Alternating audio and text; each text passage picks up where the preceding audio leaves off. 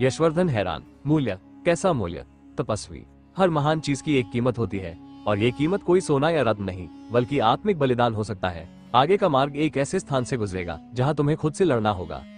तपस्वी ने उसे एक दिव्य चक्र दिया। यह चक्र केवल तब चलेगा जब तुम्हारा हृदय पूर्ण रूप से शुद्ध हो। इसे संभाल कर रखो।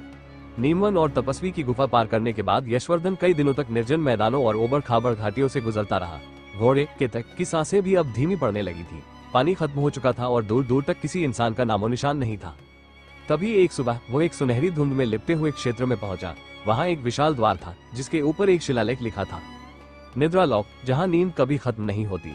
यशवर्धन ने द्वार खोला और देखा एक शांत राज्य, परंतु हर गली, हर कोना, हर महल सब जैसे किसी गहरे सपने में डूबे हो। पूरा राज्य सो रहा था। सैनिक, व्यापारी, रथ, यहाँ तक कि घड़ियों की सुइयां भी रुकी हुई थी।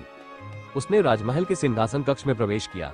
वहां सोने के पलंग पर एक अत्यंत सुंदर, शांत चेहरा लिए एक रानी लेटी थी। मानो समय भी उसकी सुंदरता के आगे थम गया हो। उसकी सांसें धीमी पर नियमित थी। रानी के चारों ओर कुछ स्त्रियां बैठी थी, वो भी जमी हुई स्थिति में। यशवर्धन को कुछ विचित्र सा एहसास हुआ। ये शाप कोई जादू नहीं बल्कि कोई अधूरी कथा है जिसे पूर्ण किए बिना ये राज्य नहीं जाग सकता। महल की लाइब्रेरी में उसे एक पुरानी किताब मिली जिसके पन्ने फटे हुए थे।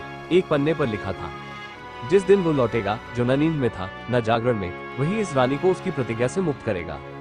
नीचे लिखा था, रानी विभामाया ने राज्य की रक्षा के लिए एक प्रतिज्ञा ली थी। जब तक कोई ऐसा न आए जो मोह माया से मुक्त हो, वो जाग नहीं सकती। वो व्यक्ति उसकी आंखों में देखेगा और बिना स्वार्थ के कुछ मांगेगा, तभी रानी जगाना। यशवर्धन ने रानी के पास जाकर ध्यानपूर्वक उसकी ओर देखा। उसके मन में कोई लोभ नहीं था, न ही रानी की सुंदरता का आकर्षण, न राज्य का लालच। केवल एक ही उद्देश्य था, पिता की रक्षा और सत्य की सेवा।